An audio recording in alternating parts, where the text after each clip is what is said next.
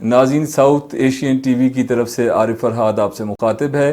ہمارے اس پروگرام کے executive producer ہیں حافظ محمد ہارون عباس قمر، اور آج کے اس ادبی پروگرام کے مہمان ہیں جناب قاضی ظہیر احمد صاحب۔ آپ سینئر جوائنٹ سیکریٹری ہیں وزارت صنعت و پیداوار کے، اور آپ معروف شاعر، دانشور اور ادیب ہیں۔ متعدد مضامین آپ کے انگریزی اخبارات میں، پاکستان ٹائم میں اور دی نیوز وغیرہ میں شائع ہوتے رہے ہیں اور تاحال لکھ رہے ہیں۔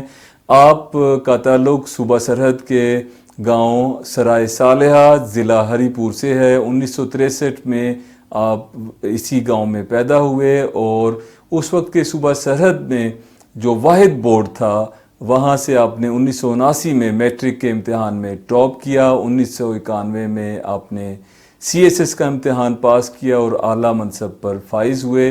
آپ نے ایم فل سماجیات میں ہالینڈ سے کیا۔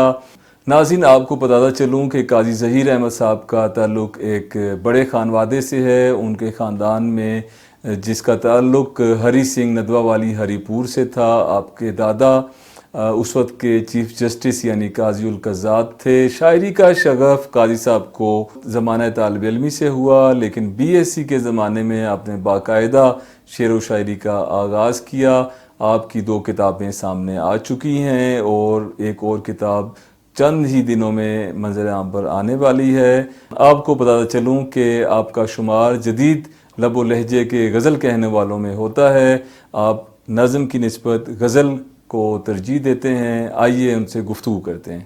جناب قاضی ظہیر احمد صاحب، کیسے ہیں آپ؟ اللہ کا شکر ہے جی، بڑی الحمدللہ۔ مدت کے بعد آپ سے ملاقات، بڑی مدت بعد ملاقات یہ بتائیے کہ شاعری کا شوق اکثر لوگوں کو اسکول کے زمانے سے تو ہوتا ہی ہے، جی جی آپ کو یہ شوق کیسے ہوا اور کب ہوا؟ جی، مجھے شاعری کا شوق جو ہے وہ تو اسکول کے زمانے سے ہی تھا، اچھا لیکن باقاعدہ طور پہ شاعری لکھنا اور مشاعروں میں پڑھنا جو ہے وہ میں نے بی ایس سی کے زمانے سے شروع کیا۔ ہاں جی، ماشاءاللہ۔ ہاں جی۔ تھوڑا سا اپنا ابتدائی تعلیمی زمانے کے بارے میں آپ بتانا چاہیں گے کہ ابتدائی تعلیم کہاں سے حاصل کی اور کالج کی اسٹڈیز کون سے کالج سے ہوئیں؟ جی، میں نے میٹرک جو ہے وہ اپنے گاؤں کا اسکول ہے ہمارا، جی، گورنمنٹ ہائی اسکول سرائے صالح، اچھا وہاں سے 1979 میں پاس کیا، اور الحمدللہ اس وقت صوبہ سرحد میں ایک ہی بورڈ ہوتا تھا، board of intermediate and secondary education Peshawar, اچھا اور وہ بورڈ میں نے ٹاپ کیا۔ اچھا ماشاءاللہ۔ ایگریکلچر یونیورسٹی پشاور سے میں نے بی ایس سی آنرز کیا 1986 میں، اچھا 1986 1986 میں، ہاں جی۔ اچھا تو اس کے بعد پھر میں چلا گیا، پی سی ایس کر لیا میں نے، پروونشل سول سروس، ماشاءاللہ۔ تو 1.5-2 سال میں نے وہ سروس کی۔ اس کے بعد پھر میں سی ایس ایس کیا میں نے 1991 میں۔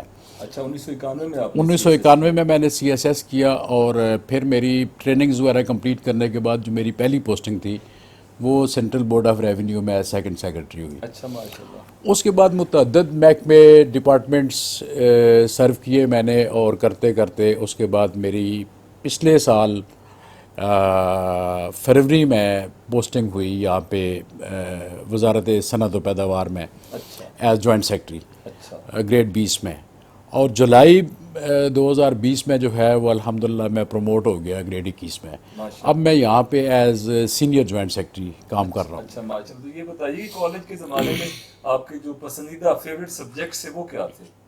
دیکھیں جی، بات یہ ہے کہ میں ایک گاؤں سے ہوں، جی اور گاؤں کے لوگوں کو جو ہے نا وہ اپنی تعلیم مکمل کرنے کے بعد ایک جاب کی شورٹی چاہیے ہوتی ہے، تو جاب کی شورٹی جو ہے اس وقت یہ سمجھی جاتی تھی کہ اگر سائنس پڑھی جائے، تو کالج کے زمانے میں مجھے فزکس، بائیو، کیمسٹری یہ چیزیں میں نے پڑھی، اور اس کے بعد پھر میں یونیورسٹی میں چلا گیا، وہاں پہ میں نے ایگریکلچر اکنامکس پڑھی میں نے، اچھا اور الحمدللہ ابھی میں یونیورسٹی سے فارغ ہوا تھا، گرمیوں کی چھٹیاں تھیں، اور ابھی میرا بی ایس سی آنرس جو 4 سال کا کورس ہوتا ہے ایف ایس سی کے بعد، اس کا رزلٹ نہیں آیا تھا، اور اس سے پہلے ہی مجھے جاب مل گئی۔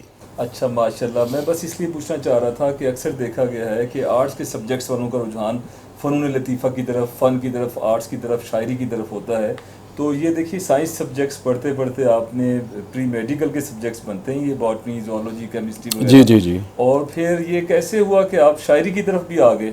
دیکھیں جی، میرے ایک تو خالہ زاد بھائی ہیں قاضی جمیل الرحمان ان کا نام ہے، وہ ایسوسیٹ پروفیسر ریٹائرڈ ہیں اردو کے، وہ ایک صوبہ سرحد میں مانے ہوئے جو ہیں وہ پبلشڈ پوئٹ ہے. اچھا. دوسری بات یہ ہے کہ میں ایک پڑھے لکھے اور مذہبی گھرانے سے تعلق رکھتا ہوں. میرے والد محترم جو تھے وہ انہوں نے بھی لکھا، کافی لکھا، مذہب کے لحاظ سے انہوں نے لکھا. اور گھر میں اور ارد گرد جو باقی خاندان تھا اس میں پڑھنے لکھنے کا بہت رجحان تھا. اور میں شاعری والا کام جو ہے وہ ان سے ذرا چھپ چھپ کے کرتا تھا. تو بعد میں پھر میں ذرا کھل گیا جب میں نے کہا کہ جب اب سارے پسند کرنا شروع ہو گئے ہیں پھر میں نے یہ لکھنا شروع کر دیا. اکثر دیکھا گیا کہ بڑے بڑے شعراء جو ہاں جی ہاں وہ جھجک ان میں ہوتی تھی. ہاں جھجک ہوتی ہے اور کہ گھر والوں کو نہیں بتانا ہاں جی کہ پتہ نہیں معیوب کام ہے. بعد میں احساس ہوتا ہے کہ ہم تو ایک بڑا کام کر رہے تھے، بتا دیتے تو بڑا اچھا تھا. تو پہلی نظم یا غزل کب لکھی آپ نے؟ میں آپ کو پہلا شعر سناؤں؟ جی پہلا شعر سنائیے. یہ میرا خیال ہے میں نے 9ویں کلاس میں لکھا تھا. اچھا. وہ ایسے ہے کہ عشق کی راہوں پہ چلنا ہے تو رسوائی نہ دیکھ. واہ. عشق کی راہ پہ چلنا ہے تو عشق کی راہوں پہ چلنا ہے تو رسوائی نہ دیکھ. تجھ کو پانی میں اترنا ہے تو گہرائی نہ دیکھ. واہ واہ واہ واہ واہ. یہ پہلا شعر ہے. ہاں جی. تجھ کو پانی میں اترنا ہے تو گہرائی نہ دیکھ. جی. واہ. بڑی فلسفی ہے. اس کے بعد پھر جب میں یونیورسٹی میں چلا گیا اور یونیورسٹی میں آپ کو پتہ ہے پریکٹیکل کی بکس ہوتی ہیں، ان کے ایک صفحے پہ ڈائیگرام یا ڈسکرپشن ہوتی ہے، دوسرا صفحہ اس کا خالی ہوتا ہے بیک سائڈ پہ. اس میں میں نے 2 کام شروع کیے. ایک تو پڑھائی لکھائی کا مجھے شوق تھا، انگلش پڑھتا تھا، میں پڑھتا تھا، بکس پڑھتا تھا. اگر کسی میڈیکل کا کوئی لٹریچر مجھے مل جائے وہ پڑھتا تھا. جہاں سے کوئی مشکل لفظ آیا اس کو میں نے نوٹ کیا، ترجمہ اس کا لکھا. ایک طرف میری انگریزی لکھی ہوتی تھی، دوسری طرف میری شاعری لکھی ہوتی تھی. اور پھر وہ کرتے کرتے کرتے اتنا ضخیم میرے پاس بن گیا، مجموعہ بن گیا کہ پھر میں نے باقاعدہ لکھنا شروع کر دیا. مشاعروں میں نے جانا شروع کر دیا. اور مجھے ایک دوست ملے جو میرے یہاں پہ پاکستان ٹاؤن میں رہتا ہوں، وہ کورنگ ٹاؤن میں رہتے ہیں میرے دوست پڑوسی حسن عباس رضا صاحب. تو ان کو میں نے چیک کرایا تو انہوں نے کہا کہ اس کو کیوں نہیں آپ شائع کر دیتے. تو اس طرح سے اگست 2014 میں جو ہے انہوں نے میری کتاب مجھے ساتھ لے کے جا کے یہ کمال آرزو چھپوا دی. اچھا. میں ان کا شکر 2014 اگست میں. کمال آرزو. ہاں جی. ماشاءاللہ. یہ ناظرین پہلا شعری مجموعہ ہے قاضی ظہیر احمد صاحب کا جس کا نام ہے کمال آرزو، اور یہ 2014 میں جی. اور دوسری کتاب جو دوسری جی اس کے بعد میری دوسری کتاب آئی، یہ 2017 اگست کی ہے، پس دیوار. جی دوسری کتاب جو ہے یہ پس دیوار اگست 2017 میں منظر عام پہ آئی. اور میرا خیال ان دونوں مجموعوں میں غزل ہی زیادہ. جی غزل. جی میں بنیادی طور پہ غزل کا شاعر ہوں. جی ہاں. جی. یہ غزل کے جو اساتذہ شعراء کرام تھے ان میں سے کس کا مطالعہ زیادہ کیا آپ نے؟ میں نے جی غالب کا بہت زیادہ میں نے کیا، مومن خان مومن کا کیا. اور جدید شعراء جو ہیں اس میں سے اپنا پروین شاکر اور احمد فراز، میں ان سے بہت متاثر ہوں. اچھا. احمد فراز کی کون سی غزل زیادہ آپ کو یاد آتی ہے؟ احمد فراز کی کون سی غزل ہے جو یاد نہیں آتی؟ ہاں یہ بات ہے، ان کو تو ہم سنتے رہتے ہیں. ہاں جی ہاں. اچھا یہ بتائیے کہ شاعری کی طرف جب آپ آئے تو کوئی باقاعدہ کسی سے اصلاح بھی لی یا بائی برتھ آپ کے اندر یہ کوئی پوئٹری ڈیولپ ہو رہی تھی اندر ہی؟ جی یہ عجیب سا تنازع ہے. میں بکس میں بھی میں نے اپنی کتابوں میں بھی لکھا ہے اور اکثر میں ڈسکس کرتا ہوں کہ میں نے اصلاح لینے کا شاید مجھے موقع نہیں ملا، یا یہ ہے کہ میں نے اصلاح لینی پسند نہیں کی. اگر اب بھی میرے مزاج میں یہ ہے کہ میں اگر اپنے طور پہ کلیئر چل رہا ہوں تو مجھے اگر کوئی بندہ روکتا ٹوکتا ہے تو مجھے ذرا اچھا نہیں لگتا. تو یہ ایک چیز بائی برتھ انجینیٹی میں وہ میری تھی اور اس کو ہاں جینس کے اندر تھی. ہاں صحیح کہتے ہیں. اچھا سر ہم چاہیں گے کہ آپ نے آزاد نظم یا نظم بھی کوئی لکھی کبھی؟ جی میں نے چند ایک نظمیں لکھی ہیں اور آزاد نظم میں نے صرف ایک لکھی ہے، کمال آرزو میں. سنا دیں تو میں سنا دیتا ہوں. ہاں جی میں سنا دیتا ہوں. اس کا عنوان ہے تصفیہ. اس طرح سے ہے کہ میں تیری مان لیتا ہوں، میں تیری مان لیتا ہوں، قبا اپنی بدلتا ہوں. میں تیری مان لیتا ہوں، قبا اپنی بدلتا ہوں، تجھی کو تان لیتا ہوں. میں تیری مان لیتا ہوں، قبا اپنی بدلتا ہوں، تجھی کو تان لیتا ہوں. تو پھر یوں ہی سہی، تو پھر یوں ہی سہی، تمہیں گر راس آتا ہے، تمہیں گر راس آتا ہے، چلو کعبے کو چلتے ہیں. تو پھر یوں ہی سہی، تمہیں گر راس آتا ہے، تو پھر کعبے کو چلتے ہیں. چلو کعبے کو چلتے ہیں, وہاں پھر مانگ لیتے ہیں, وہاں پھر مانگ لیتے ہیں کہ دل اپنے بدلتے ہیں, وہاں پھر مانگ لیتے ہیں کہ دل اپنے بدلتے ہیں.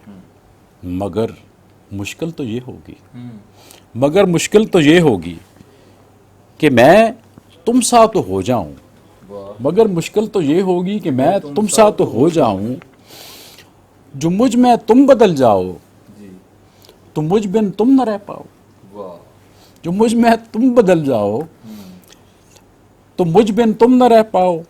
نہیں ایسا نہیں کرتے, نہیں ایسا نہیں کرتے.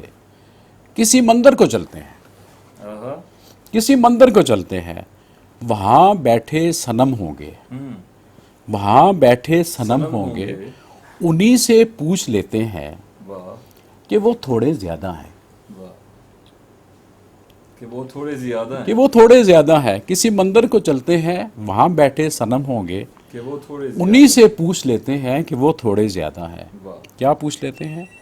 مجھے اتنی اجازت دیں کہ میں تم سا ہی ہو جاؤں, مجھے اتنی اجازت دیں کہ میں تم سا ہی ہو جاؤں, کہ جب بھی مل کے بیٹھیں گے محبت کو بڑھائیں گے, کہ جب بھی مل کے بیٹھیں گے محبت کو بڑھائیں گے, کہ جب بھی دور جائیں گے تو پھر سے بھول جائیں گے. قاری صاحب اس نظم میں تصوف کا پہلو نظر آ رہا ہے, تو یہ وحدت الوجود کے نظریے سے ہوتے ہوئے تصوف کی دنیا میں آپ نظم کو لے گئے ہیں. جی جی ماشاءاللہ. تو یہ آج کل جو نئی نسل ہے جی ہماری جی شعراء کی, جی جی وہ آزاد نظم کی طرف زیادہ چل رہی ہے. جی جی ان کا کہنا ہے کہ انہیں خیالات کے اظہار میں آسانی محسوس ہوتی جی ہے. جی جی غزل جو ہے یہ لکھنا مشکل کام ہے, جی جی اور بڑے منجھے ہوئے اور اساتذہ کرام ہی اب تک غزل لکھ رہے ہیں. جی جی جی تو آپ کو غزل لکھنے میں زیادہ آسانی جو ہے وہ کیوں محسوس ہوتی ہے؟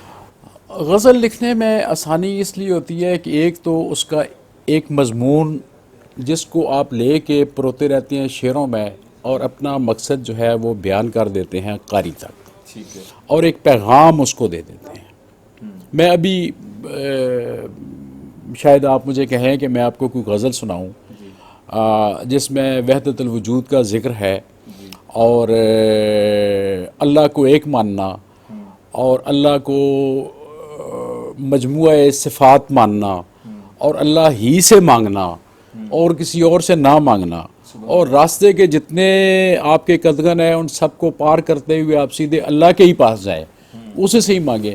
ہے میری یہ غزل. اچھا, ہاں, اور ابھی میں آپ کو اگر آپ کہتے ہیں تو میں آپ کو سناتا ہوں پس دیوار سے. ہاں, مل کے مرشد سے وہ بےتاب چلا آئے گا, مل کے مرشد سے وہ بےتاب چلا آئے گا, ہو کے خوابوں سے وہ سیراب چلا آئے گا, ہو کے خوابوں سے وہ سیراب چلا آئے گا. بے لبادہ ہے ملنگ اس لیے مستی میں ہنوز, بے لبادہ ہے ملنگ اس لیے مستی میں ہنوز, آسماں والے سے کم خواب چلا آئے گا, آسماں والے سے کم خواب چلا آئے گا. گپ اندھیرا ہے فلک چپ ہے ہوا ساکن ہے. فرحات صاحب, گپ اندھیرا ہے فلک چپ ہے ہوا ساکن ہے, کیوں سمجھتے ہو کہ مہتاب چلا آئے گا, کیوں سمجھتے ہو کہ مہتاب چلا آئے گا. آخری شعر ذرا غور طلب ہے. میں بنانے سے رہا اور کوئی کشتی نوح, میں بنانے سے رہا اور کوئی کشتی نوح, اور کچھ دیر میں سیلاب چلا آئے گا,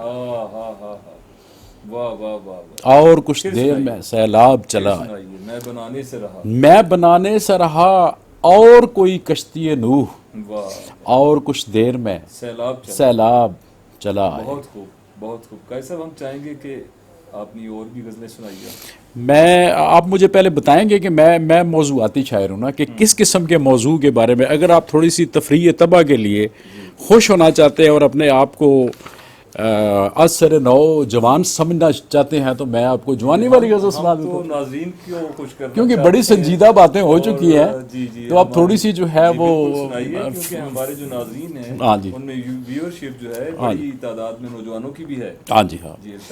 اب یہ غزل تو آپ اور میرے بارے میں ہے, لیکن خوش ہوں گے نوجوان اس کو سن کے. اگرچہ میں نے جوانی کا یوں احاطہ کیا, اگرچہ میں نے جوانی کا یوں احاطہ کیا تمہارے طرز تبسم سے استفادہ کیا. واہ واہ واہ.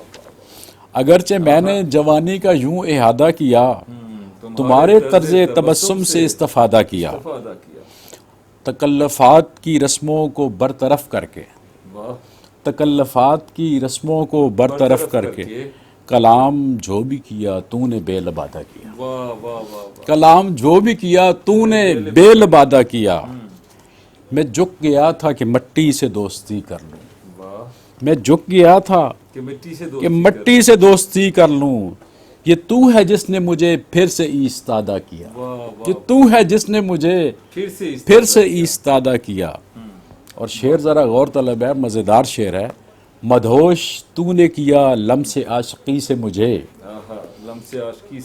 مدہوش تو نے کیا لمس عاشقی سے مجھے. جو اس کے بعد کیا میں نے بے ارادہ کیا. جو اس کے بعد کیا میں نے بے ارادہ کیا. اور آخر میں نصیحت بھی سن لے, چل اب سے نیک بڑے با وفا بھی ہو جائیں. چل اب سے نیک بڑے با وفا بھی ہو جائیں. کبھی نہ مجھ سے بچھڑنے کا تو نے وعدہ کیا. کبھی نہ مجھ سے بچھڑنے کا تو نے وعدہ کیا. واہ جی واہ, آپ نے تو محبوب کو باؤنڈ کر دیا. باؤنڈ کر دیا. بہت خوب بہت خوب. میں آپ کو اسی قسم کی ایک اور غزل سناؤں گا, اس کے بعد میں آپ کی گفتگو سنوں گا کیونکہ مجھے اچھا لگ رہا ہے. جی ارشاد. ابھی میری جوانی کا سنہرا دور باقی ہے. میرے بوڑھے بدن میں بھی بلا کا زور باقی ہے. میرے بوڑھے بدن میں بھی بلا کا زور باقی ہے. میرے رندو نہ گھبراؤ گھڑی بھر کو ٹھہر جاؤ. میرے رندو نہ گھبراؤ گھڑی بھر کو ٹھہر جاؤ. ابھی انگور کا پانی بھی تھوڑا اور باقی ہے. ابھی انگور کا پانی بھی تھوڑا اور باقی ہے. ابھی نور سحر سے تو میری شمع کا جھگڑا ہے. ابھی نور سحر سے تو میری شمع کا جھگڑا ہے. ابھی تو روشنی اس کی یہاں ہر طور باقی ہے. پھر سنائیے اسے. ابھی نور سحر سے تو میری شمع کا جھگڑا ہے. ابھی تو روشنی اس کی یہاں ہر طور باقی ہے. ذرا پی کر بہک جانا جو کم ظرفوں کی فطرت ہے.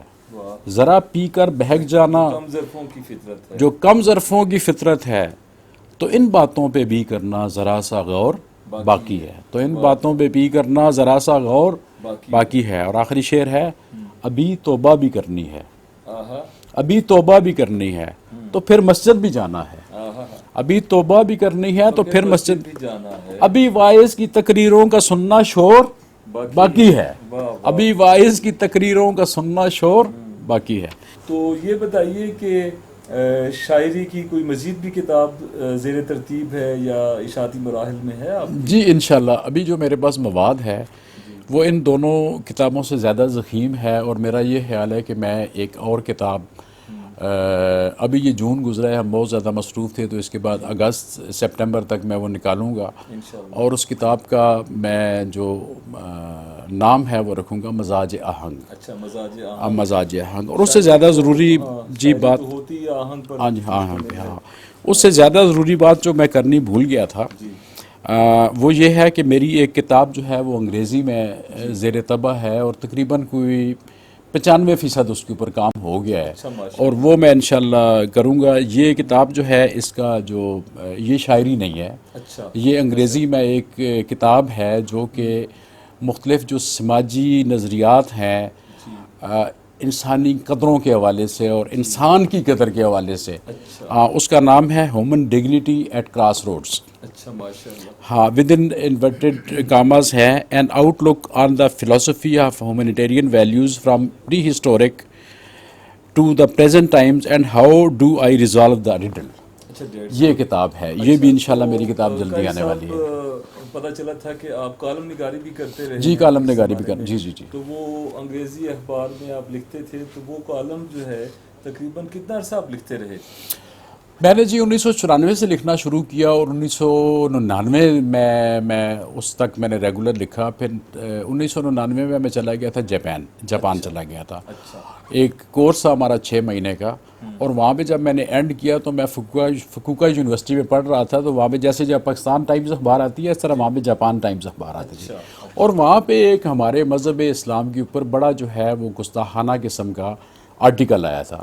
تو وہ پڑھ کے مجھے بڑی تکلیف ہوئی, تو میں نے وہاں پہ جو ہماری پاکستانی ایمبیسی ہے اس کے ساتھ رابطہ کیا. میں نے کہا جی اس کا جواب میں لکھنا چاہتا ہوں. تو جب میں نے وہ جواب لکھا اور الحمدللہ مجھے وہاں پہ جو ایمبیسڈر صاحب تھے انہوں نے بلایا اور وہاں پہ انہوں نے میٹنگ کال کی.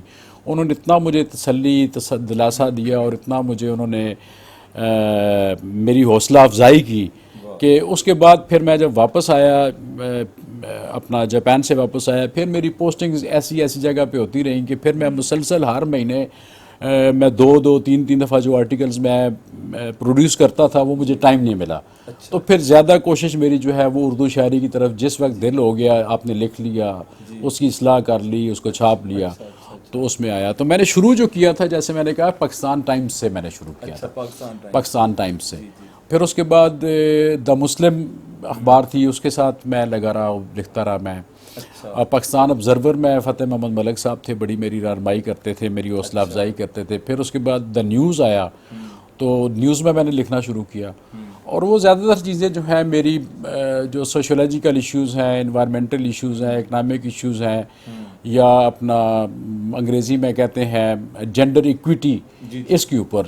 ہاں جی, یہ چیزیں میں. جب آپ نے کالم نگاری کا آغاز کیا تو اس وقت آپ کے معاصرین میں اور کون سے رائٹر کالم نگار مشہور تھے اس وقت؟ ڈاکٹر جاوید اسلم سید صاحب تھے. ان کا ہاں جی ہاں وہ آتا تھا, بلکہ میرے دوست بھی تھے وہاں پہ. اور اس طرح سے شروع میں اپنے ڈاکٹر اوریا مقبول جان صاحب وہ لکھتے تھے, ان کو پھر بڑی ڈانٹ ملتی تھی کیونکہ وہ بھی سول سرونٹ ہیں. پھر انہوں نے نوکری چھوڑ کے پھر کرنا شروع کیا, ہمارا آپس میں رابطہ رہتا تھا. اور بہت سارے معاصرین تھے, لیکن لوگ جو ہیں وہ پیورلی ٹیکنیکل قسم کی چیزیں لکھتے تھے. اور میرے پاس جتنا علم میں نے حاصل کیا تھا CSS میں, اور نوکری میں آ کے مجھے اتنا لکھنا نصیب نہیں ہوا, تو میں نے لکھنے کے لیے یہ والا راستہ اپنا لیا. اچھا قاری صاحب, میں دیکھ رہا ہوں کہ آپ ماشاءاللہ اتنے اہم عہدے پر تعین ہیں اور اتنی محنت کر رہے ہیں, اور اس سب کے باوجود, اتنی مصروفیات کے باوجود شاعری کے لیے, ادب کے لیے کیسے وقت نکال لیتے ہیں؟ ادب کے لیے ٹائم نہیں نکالنا پڑتا فراد صاحب, ادب اپنے لیے ٹائم خود لے لیتا ہے. ہاں, آپ اپنا کام کر رہے ہیں, میٹنگ میں بیٹھے ہوئے ہیں, ساتھ بزی ہیں, جب آپ کو شعر آ جاتا ہے, نازل ہو جاتا ہے نا, یہ وہی قسم کی چیز ہوتی ہے. تو آپ کے پاس فائل کور ہوتا ہے, اس کے اوپر آپ لکھ لیتے ہیں, کمرے میں آ کے آرام سے بیٹھے, اس کے بعد سوچا چاہے کا کپ پیا اور اس کو مکمل کر لیں. اور آج کل تو یہ آپ کو پتہ ہے انٹرنیٹ کا دور ہے, فیس بک پہ آپ خود ہی لکھ لیتے ہیں, وہ واٹس ایپ پہ لکھ لیتے ہیں. ہاں جی. تو فیس بک آئی ڈی آپ کی کس نام سے؟ قاضی ظہیر احمد. قاضی ظہیر احمد. قاضی ظہیر احمد. چاہتے ہیں کہ جو ہمارے ویورز ہیں اگر آپ کی شاعری کا مطالعہ کرنا چاہتے ہیں تو ظاہر ہے یہ کتابیں تو آپ کی فروخت ہو چکی ہیں. جی فروخت. تو وہ آن لائن آ کر جو ہے وہ, اور انشاءاللہ بہت جلد قاضی صاحب کی ایک ویب سائٹ بھی جو ہے وہ آنے والی, جس پر تمام کتابوں کی PDF فائلز بھی اویلیبل ہوں گی. تو کچھ اور شاعری سنائیے تھوڑی سی. ہم سا کوئی اس جہاں میں ڈھونڈتے رہ جاؤ گے, تم زمین و آسماں میں ڈھونڈتے رہ جاؤ گے. ہم نہ ہوں گے اس جہاں میں اور تم ہمزاد کو, ہم نہ ہوں گے اس جہاں میں اور تم ہمزاد کو, ہر گلی کے ہر مقام میں ڈھونڈتے رہ جاؤ گے. ہم نہ ہوں گے اس جہاں میں اور تم ہمزاد کو, ہر گلی کے ہر مقام میں ڈھونڈتے رہ جاؤ گے. جب کوئی قصہ کہے گا شہر کی دستار کا, جب کوئی قصہ کہے گا شہر کی دستار کا, پھر ہمیں تم داستاں میں ڈھونڈتے رہ جاؤ, پھر ہمیں تم داستاں میں ڈھونڈتے رہ جاؤ گے. فرحات صاحب کہ ہم اسی موسم کے آخر میں کہیں اڑ جائیں گے, ہم اسی موسم کے آخر میں کہیں اڑ جائیں گے, پھر ہمیں تم آشیاں میں ڈھونڈتے رہ جاؤ گے. پھر ہمیں تم آشیاں میں ڈھونڈتے رہ جاؤ گے. پھر سنائیے جی, پھر سنائیے. ہم اسی موسم کے آخر میں کہیں اڑ جائیں گے, ہجرت ہو جائے گی. ہم اسی موسم کے آخر میں کہیں اڑ جائیں گے, پھر ہمیں تم آشیاں میں ڈھونڈتے رہ جاؤ گے. خاموشی سے ڈوب جائیں گے کنارے آب ہم، خاموشی سے ڈوب جائیں گے کنارے آب ہم، دائروں کے درمیان میں ڈھونڈتے رہ جاؤ، واہ واہ واہ، دائروں کے درمیان تم ڈھونڈتے رہ جاؤ گے، کیا کہنے، کیا کہنے، خاموشی سے ڈوب جائیں گے کنارے آب ہم، واہ واہ دائروں کے درمیان تم ڈھونڈتے رہ جاؤ گے۔ واہ واہ واہ، اور آخری میں ایک آپ کا بھی وقت بہت قیمتی ہے، ایک شعر آپ کی نظر کرتا ہوں کہ تخیل ہو میرا دل ہو کہ لفظوں کا چناؤ ہو، واہ واہ، تخیل ہو میرا دل ہو کہ لفظوں، کہ لفظوں کا چناؤ ہو، واہ واہ، یہ سب میری زمینیں ہیں انہیں میں کاشت کرتا ہوں، کیا کہنے، یہ سب میری زمینیں ہیں انہیں میں کاشت کرتا ہوں۔ واہ واہ واہ، کوئی ہماری نئی نسل کو آپ پیغام دینا چاہتے ہیں تو وہ دیجیے۔ میں نئی نسل کو یہ پیغام دینا چاہتا ہوں جی کہ اس دنیا میں اور آج کل کے وقت میں محنت کا نیبل بدل کوئی نہیں ہے، واہ، جہاں پہ ہے جس پوزیشن پہ ہے، اگر آپ طالب علم ہیں یا آپ نوکری میں ہیں یا آپ اپنا کاروبار کر رہے ہیں، نیک نیتی کے ساتھ جب تک آپ محنت نہیں کرتے آپ کامیاب نہیں ہو سکتے۔ پوری دنیا کے حالات اس وقت مختلف ہیں، پاکستان ہمارا جو ہے وہ نوجوان پاکستان ہے، 67% 67% جو لوگ ہیں ہمارے اس وقت نوجوانوں پہ مشتمل ہیں، اور نوجوانوں نے پاکستان کو آگے لے کے جانا ہے، اور محنت کے علاوہ، سنجیدہ محنت کے علاوہ کامیابی ممکن نہیں ہے۔